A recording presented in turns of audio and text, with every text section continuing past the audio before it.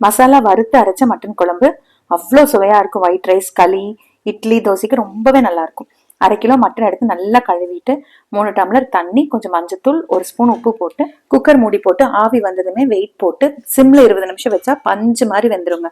ஒரு கடாயில 2 ஸ்பூன் எண்ணெய் ஊத்தி 1 ஸ்பூன் சீரகம், 1/2 ஸ்பூன் மிளகு, ஒரு 6 கிராம்பு, ஒரு பட்டை, 1/4 ஸ்பூன் அளவுக்கு கசகசா, ஒரு 6 வரமிளகாய், பெரிய பல்லா இருந்தங்காட்டி ஒரு 6 பல்லு பூண்டு எடுத்துருக்க, சின்னதா இருந்தா இன்னும் கொஞ்சம் சேர்த்து எடுத்துக்கோங்க. ஒரு துண்டு இஞ்சி, ஒரு 20-25 சின்ன வெங்காயம் சேர்த்து நல்லா வதக்கிக்கணும். வெங்காயம் நல்லா வதங்கணும்.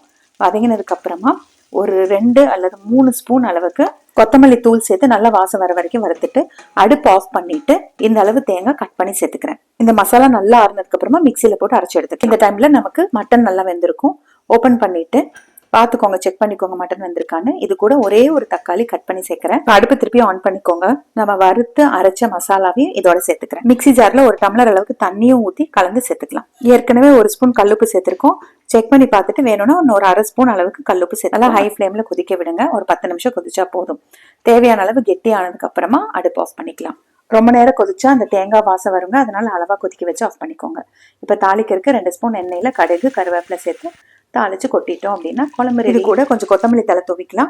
வேணும்னா தேங்காய் குட்டி குட்டி பல்லா கட் பண்ணி இது கூட சேர்த்திட்டீங்க அப்படின்னா சூப்பரா இருக்குங்க குழம்பு. ட்ரை பண்ணுங்க.